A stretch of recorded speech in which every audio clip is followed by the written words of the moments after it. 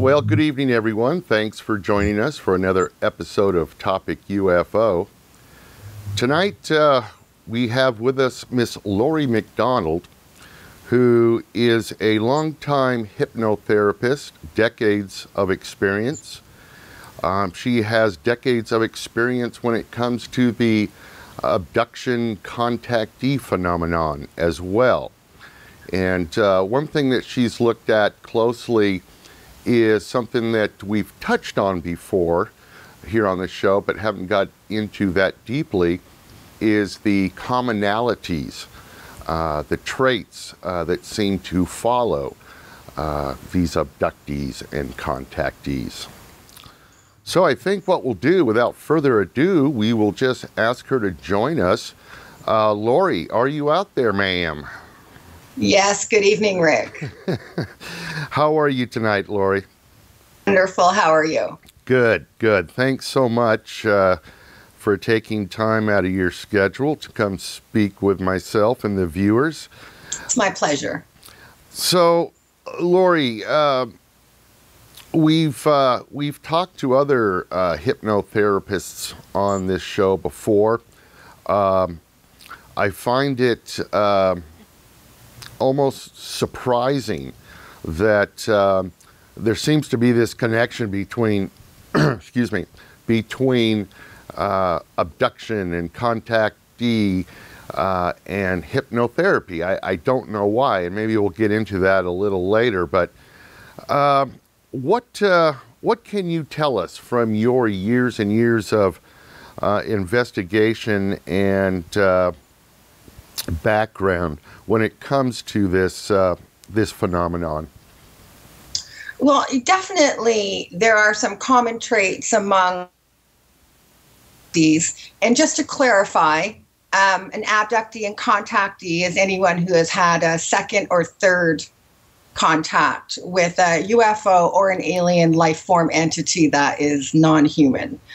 So there have been many people who have had these experiences, and yes, they come to hypnotherapy because it's a consciousness expansion for these people. One of the main things that they all share is a disbelief. They are shocked that they have this experience, and their subconscious mind has no reference to it for the first-time experiencer. This creates all kinds of mental disorders in the abductee or the experiencer. Reality. Is this real? Everything that I've been taught so far is a lie. When they start to go through this, they have a breakdown of their core belief system. They ask themselves, am I crazy? It's a good question to ask yourself, because that usually you're not. So that's a good thing. But on a physical aspect, some of the commonalities they share are blood type.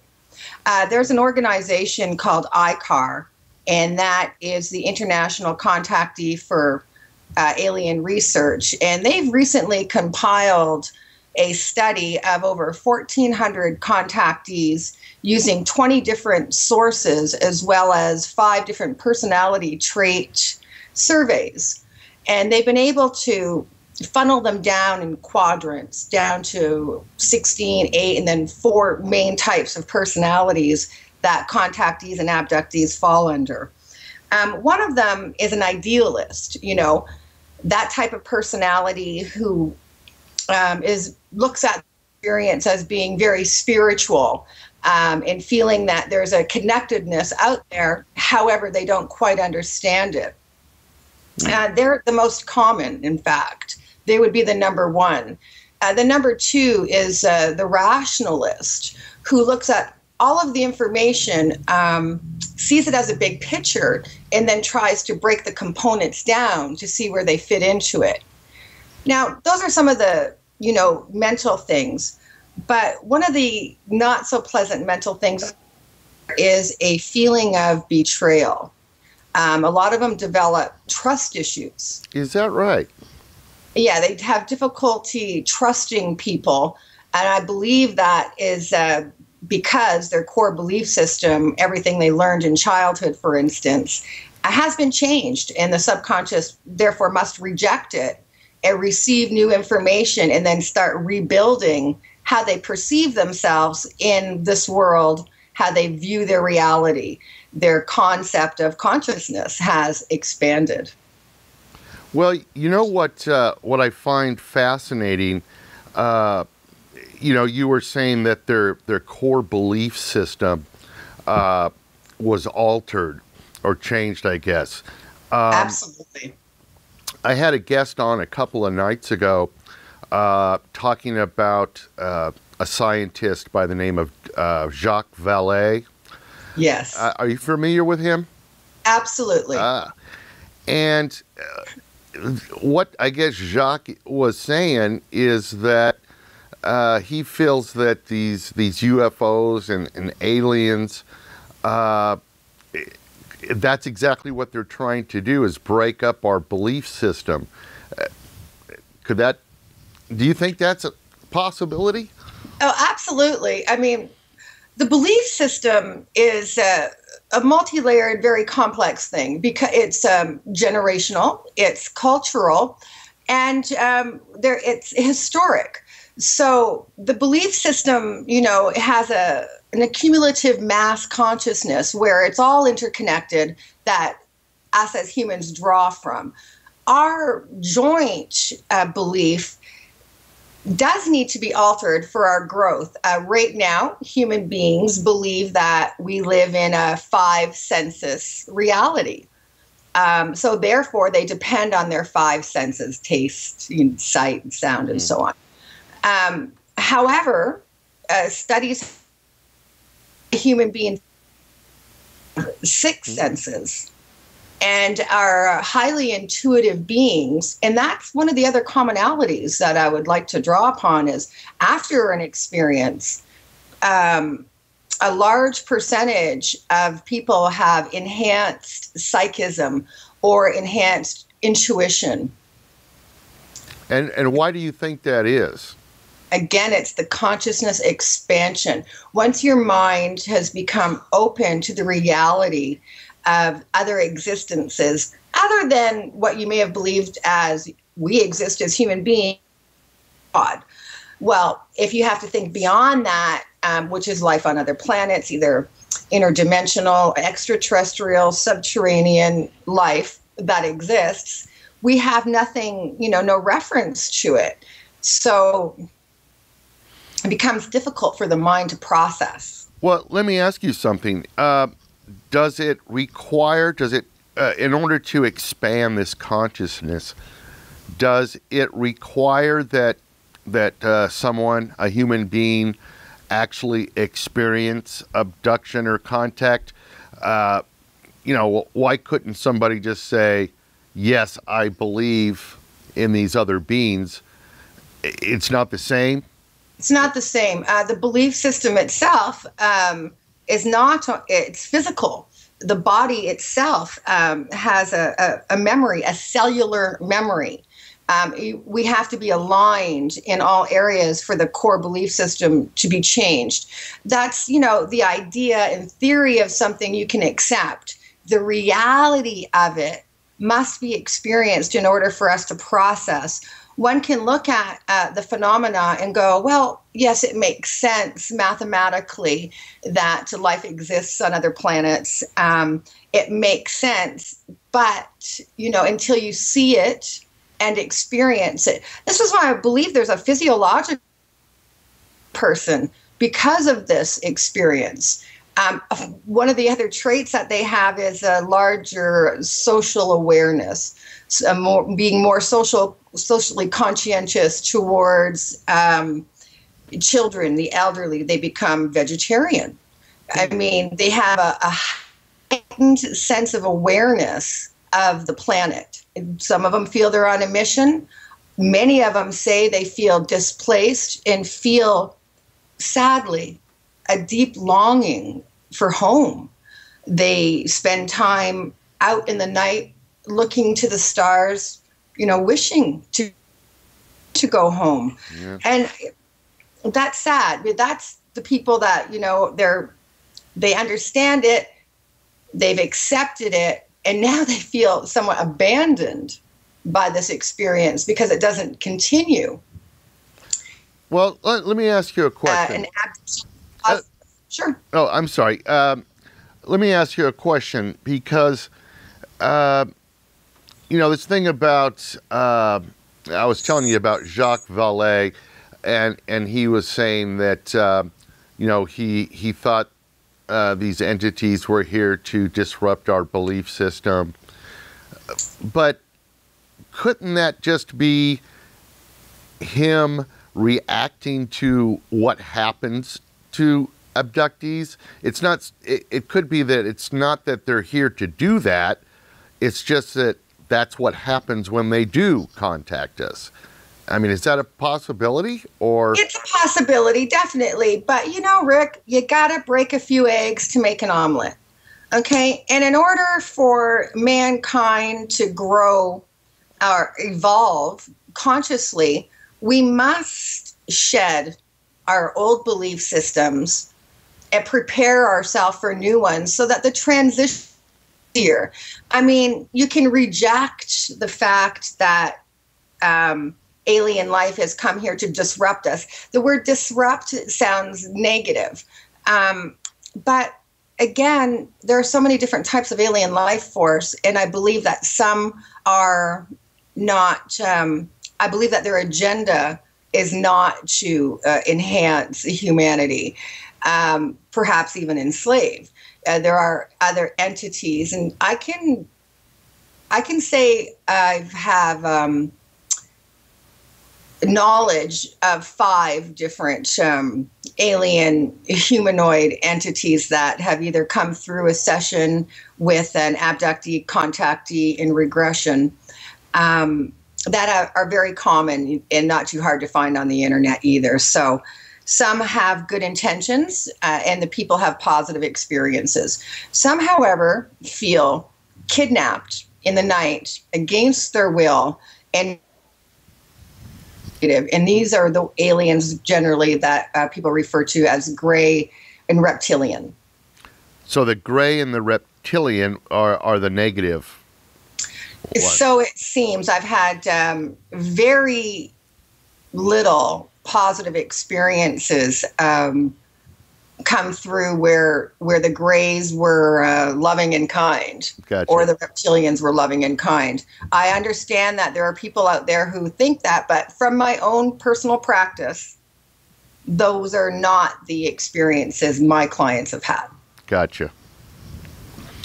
All right, and then where do we go from there after those? Well, there are two? other life forms, that people claim to have visitations.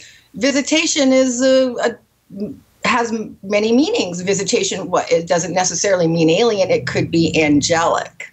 Seeing people, the alien angel all the time. They'll have an experience that's positive and maybe like a light being or an energetic being. They feel that this is angelic.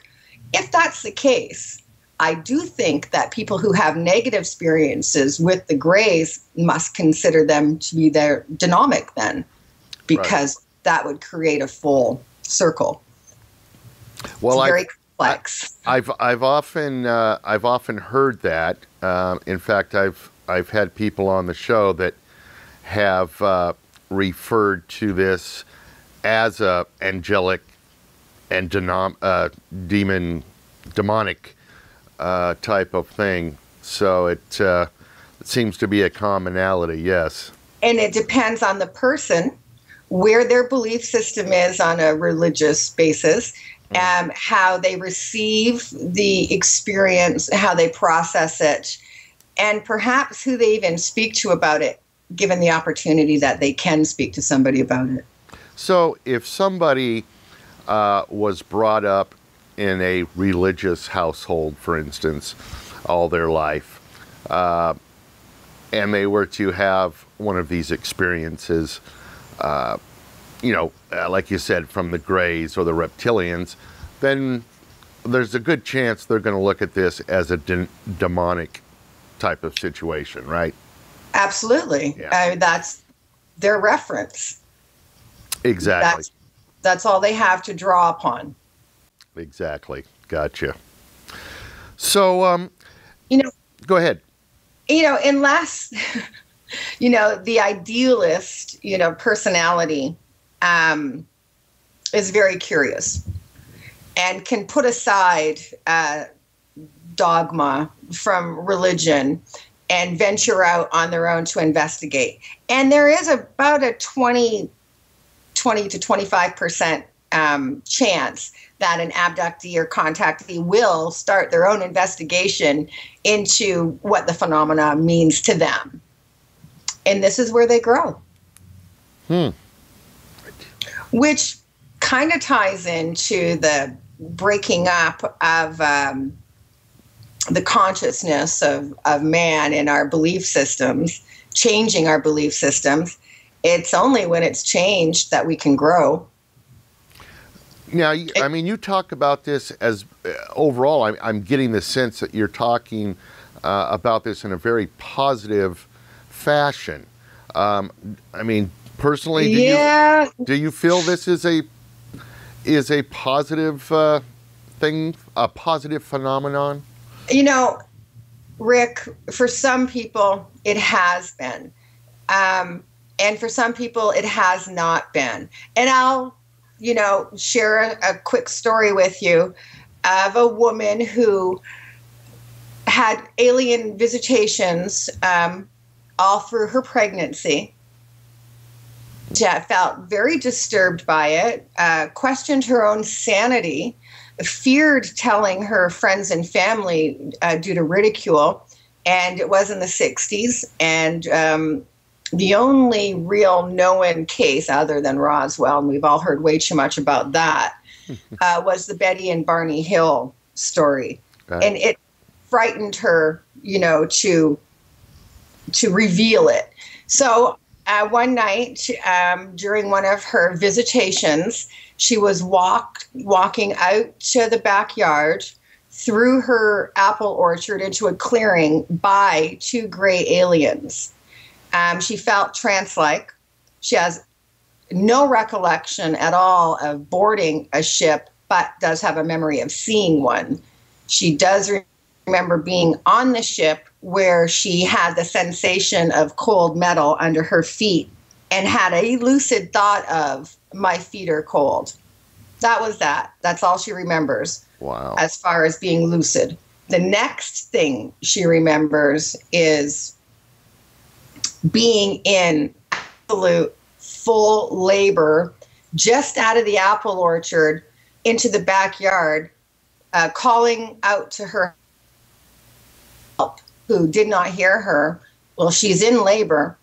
The neighbor, luckily, did hear her and were able to bring her to the hospital where she delivered the baby, who she felt that she could not bond with because the baby only reminded her of 9 full months of alien visitations and then a horrific memory prior to labor. So this disrupted her life. Oh, I must say, yes. The mother, later on, trying to process the information, had a mental breakdown. Many UFO contactee and abductee experiencers do go through that time. Oh my God, I must be crazy. What's happening to me? This can't be real. And some much. Repeat that, please. You broke up for a second. For some, being able to question the reality of an experience is just too much, and they have a mental breakdown. And during this breakdown period, hopefully they're able to rebuild and accept their belief system and make changes. It's very difficult for some people. Not all abduction experiences are positive. I have another client who was being visited by Greys much against her will and has memories of being lying on her back through her hallway and then being stuck halfway between the wall from one room to another while the aliens were frantically trying to move her because she said she was waking up and knew what was happening. Very terrifying. Absolutely terrifying. And of course, the majority of them are saying they're in a state of paralysis in the beginning of the situation, where the mind is awake. The body, however, is not responding to any commands, doesn't respond to the fight or flight at all. It can't. It's in the state of paralysis. Also very terrifying. You know, they're 100% good or bad experience. But I believe, since there are so many different ways to look at it, it can't possibly just be one thing or the other. It's quite the phenomena at this point. And even with all of my years of interest in research, I certainly don't have all the answers. And I will continue to look and provide services, regression therapy, for abductees and contactees who need the help. Let me ask you now, when you look at, I think you said there were 5 main categories of these entities. Are the grays the overwhelming majority of abductions, or? Of abductions, yes. Not altogether the majority of sightings or interaction. The Pleiadian, the ones that are, and Venetians that are claimed to be very blue-eyed, all blondes. Many people who have had face-to-face contact with them had it here. It was a terrestrial visit, and they weren't taken anywhere, and there was just simple communication. Just people talking, people and aliens. Now, what about, one question that I always ask, and I don't think I've gotten an answer yet. Through your studies,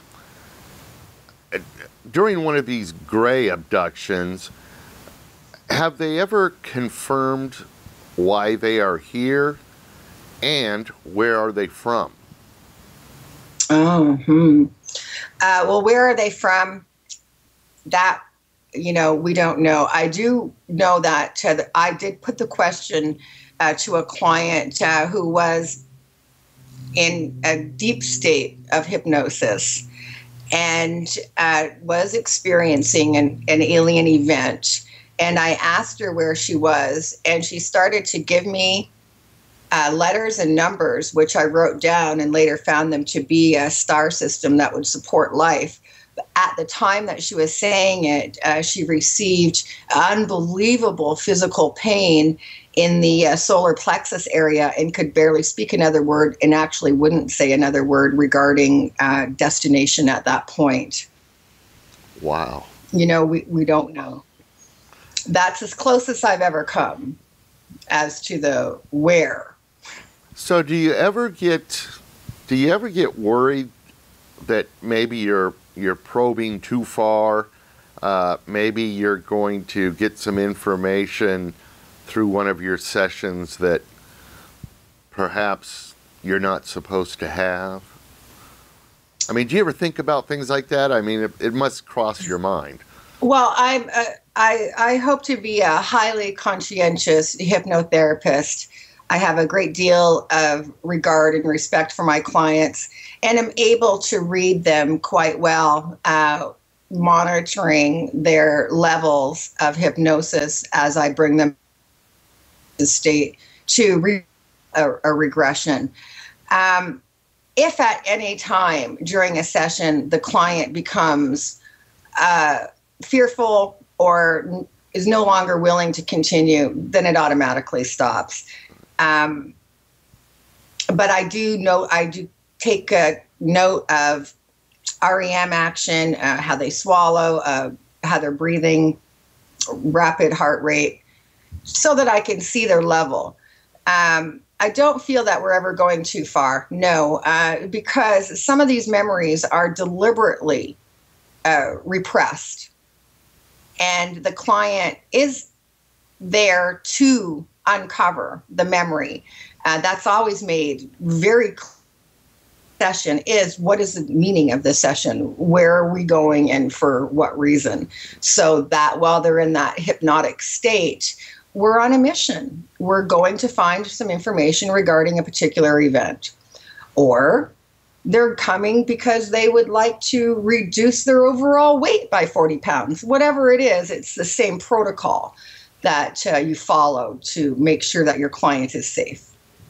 Wow. Let me ask you some personal thoughts, if I may. Sure. When it comes to the government, U.S. government, do you think that they're withholding tons and tons of information? Do you think it's blown out of proportion? What are your thoughts? The United States government definitely knows more than they're saying. I believe that they are withholding, and perhaps they're withholding information for good reasons. Maybe one of their reasons might fall under the category of national security. Right. If that's the case, then a threat must be perceived. If a threat's perceived, then I think at this point, we do need to be made aware, because it's our right to be able to protect ourselves. I'm not the one saying it's a threat. Them withholding the information makes it appear that way. So are they withholding information? Yes. So, and as far as quantity of abduction contactee incidences, do you feel that it's growing, or do you feel that it just seems that way because more and more people are coming out and talking about it more? A little bit of both, to be honest with you, Rick. There are certain years where there is a lot more accounts of UFO sightings and abductions. I know 1993 to 1996 was a big year. 2010 was a big year. I mean, there are certain years where, for some reason, it seems like there are just more people having abduction experiences. Also, I do believe that it is getting more acceptance from mainstream everything. Mainstream media does report on some UFO sightings now. I think that it's been being gently planted into the subconscious of America since the 1950s. You will always, with the science fiction movies, cartoons for children always have a UFO in them. I mean, these are ways to gain acceptance over a generation of time. Yep. How do they ensure their next clientele of value meal buyers? Is by giving a Happy Meal toy to the children. So now they always know where to go to make them feel good. It's the best way to work with the psyche of humanity. Yep, I agree with you there. Well, listen, we're just about out of time, but I wanted to give you an opportunity. I know you have a website people can visit.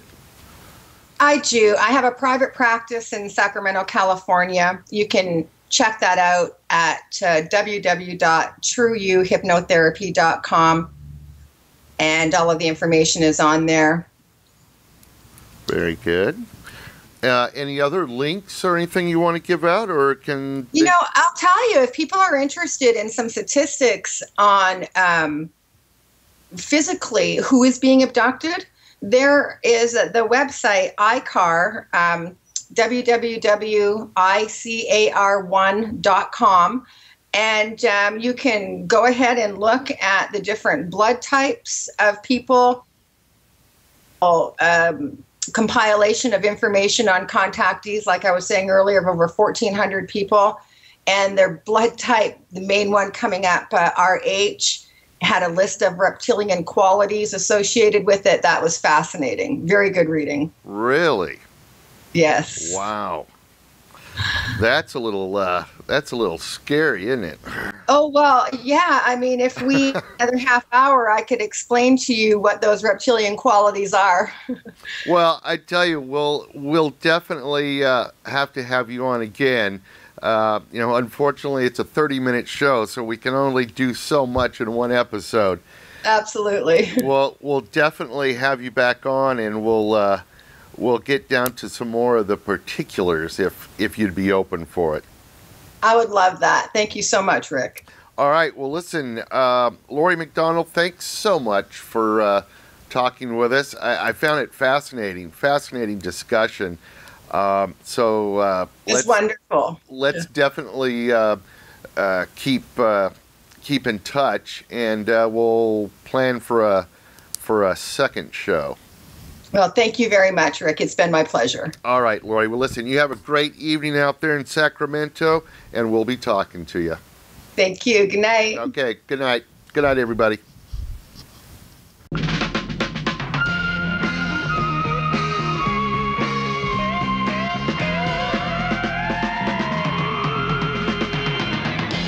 the door, you'll find the secret. To find the answer